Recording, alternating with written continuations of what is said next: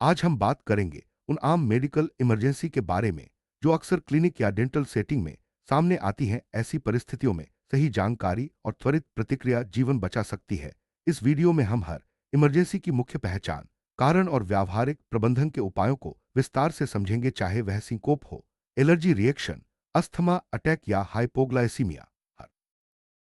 वासोवैगल syncope dental clinic में सबसे आम इमरजेंसी है। इसमें अचानक और अस्थायी रूप से होश चला जाता है, लेकिन मरीज खुद ब खुद जल्दी ठीक हो जाता है। आमतौर पर यह अत्यधिक डर, चिंता या दर्द के कारण होता है, जिससे दिमाग तक खून की आपूर्ति कम हो जाती है। मरीज को चक्कर, पसीना, मतली, हल्का सिर दर्द और बेहोशी महसूस हो सकती है। पल्स धीमा और कमजोर हो जाता है। इस स्थिति अगर मरीज को सिंकोप हो जाए तो सबसे पहले उसे सपाइन पोजीशन में लिटाएं और पैरों को थोड़ा ऊपर उठाएं। इससे दिमाग तक खून की आपूर्ति बढ़ती है और मरीज जल्दी होश में आ जाता है। अगर उपलब्ध हो तो अमोनिया इनहेल करवा सकते हैं, जिससे सांस तेज होती है। मरीज की एयरवे और अन्य जरूरी संकेतों की निगरानी करें।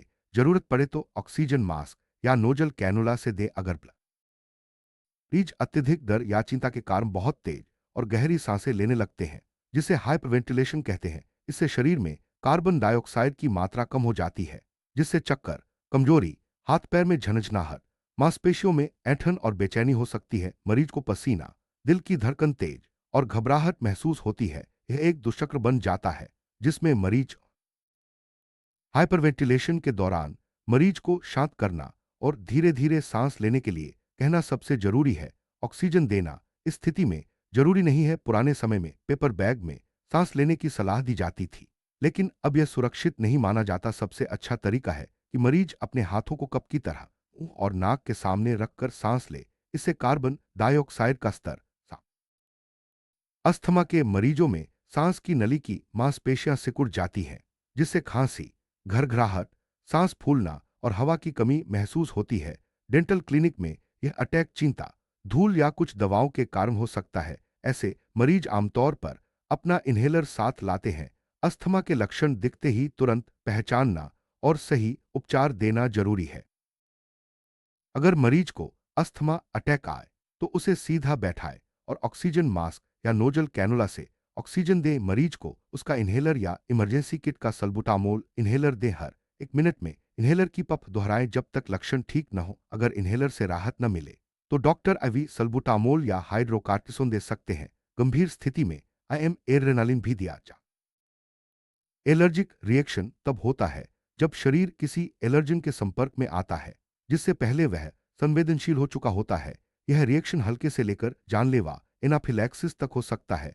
आमतौर पर त्वचा पर खुजली, लालिमा, रैश, सांस लेने में दिक्कत, उल्टी, डायरिया, नाक बहना, आंखों में पानी आना जैसे लक्षण दिखते हैं। अगर गले में सूजन या सांस रुकने लगे तो यह आपातकालीन एलर्जी रिएक्शन के प्रबंधन में सबसे पहले एंटीहिस्टामिन दवा जैसे फेनिरामिन, मेलिएट आईएम दी जाती है।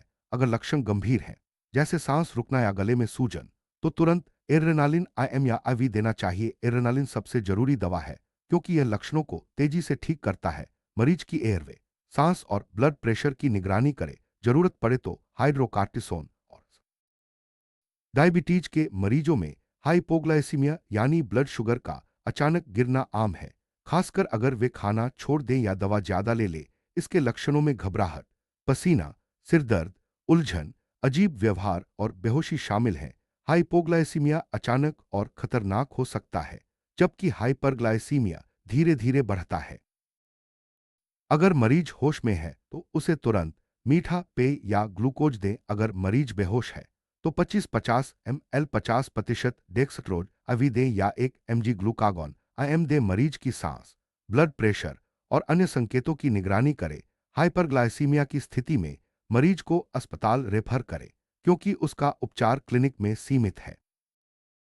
एंजाइना में दिल तक खून की आपूर्ति कम हो जाती है, जिससे सीने में दर्द, भारीपन, सांस फूलना, उल्टी और दर्द का फैलाव कंधे, जबड़े या पेट तक हो सकता है। हार्ट अटैक में दिल की मांसपेशी को स्थायी नुकसान हो सकता है और मरीज को कार्डियक अरेस्ट का खतरा रहता है।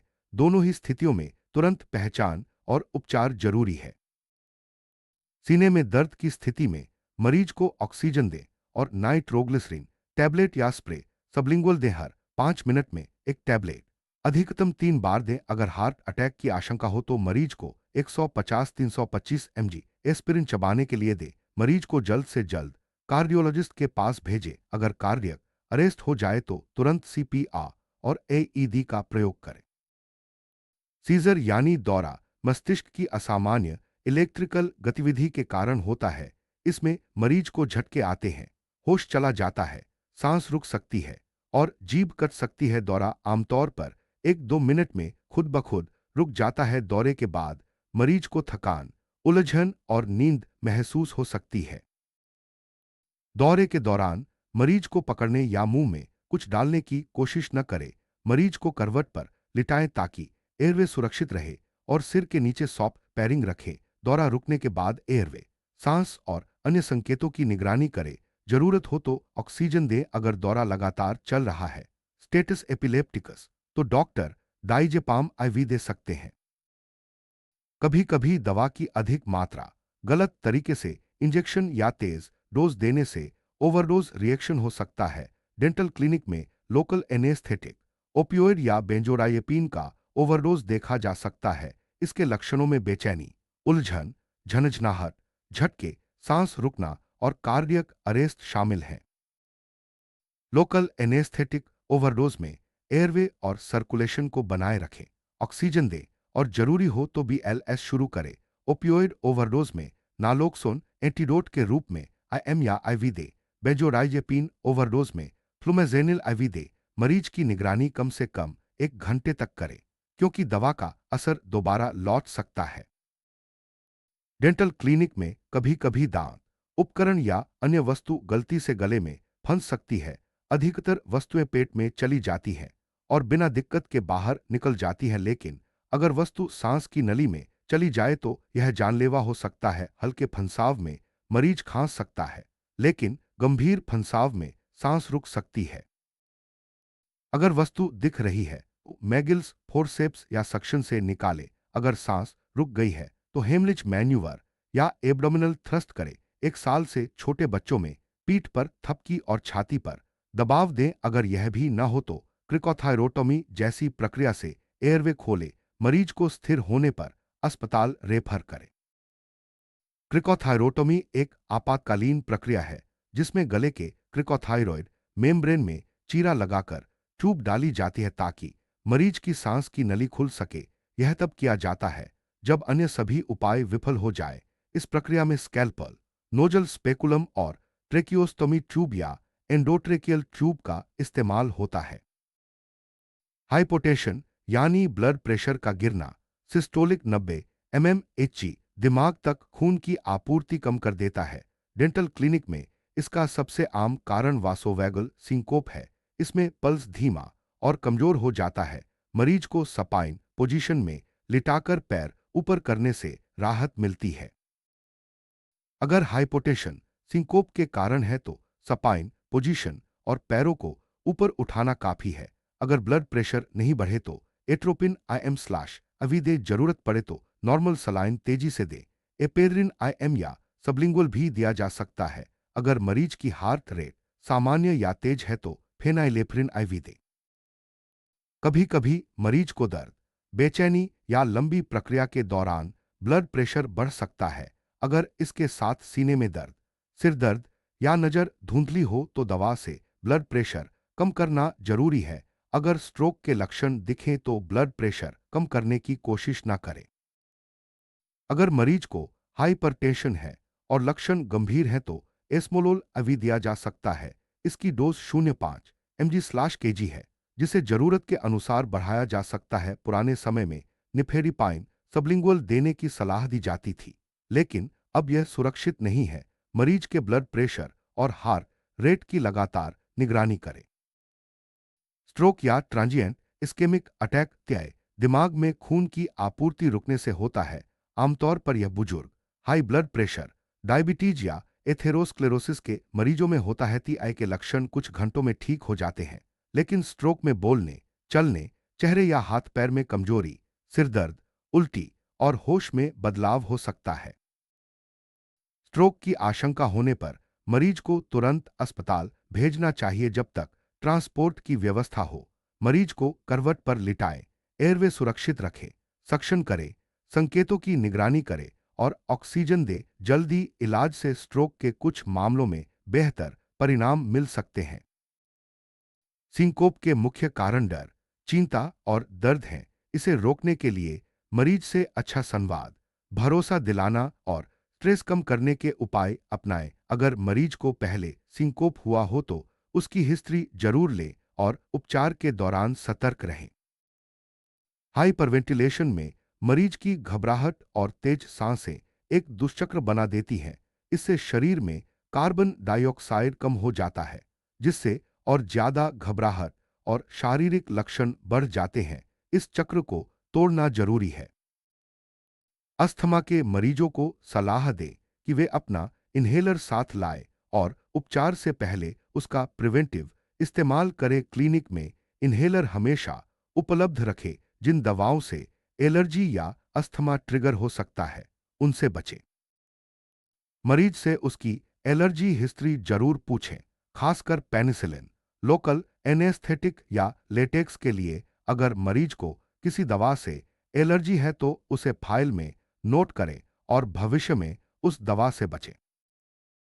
डायबिटीज के मरीजों को सलाह दें कि वे डेंटल ट्रीटमेंट से पहले या बाद में खाना न छोड़ें। क्लिनिक में ग्लूकोमीटर रखें ताकि जरूरत पड़ने पर तुरंत ब्लड शुगर चेक किया जा सके। अगर मरीज को सीने में दर्द, सांस फूलना या पसीना आ रहा है तो तुरंत ऑक्सीजन दें, नाइट्रोग्लिसरीन दें और एस्पिरिन चबाने को दें। मरीज को जल्द से जल्द अस्पताल भेजें। दौरे के दौरान मरीज को सुरक्षित जगह पर करवट पर लिटाएं, सिर के नीचे सॉफ्ट पैरिंग रखें और आसपास की चीजें हटा दें। दौरा रुकने के बाद मरीज को आराम करने दें और संकेतों की निगरानी करें। दवा देते समय डोज की सही गणना करें, इंजेक्शन धीरे धीरे दें और मरीज की प्रतिक्रिया पर नजर रखें।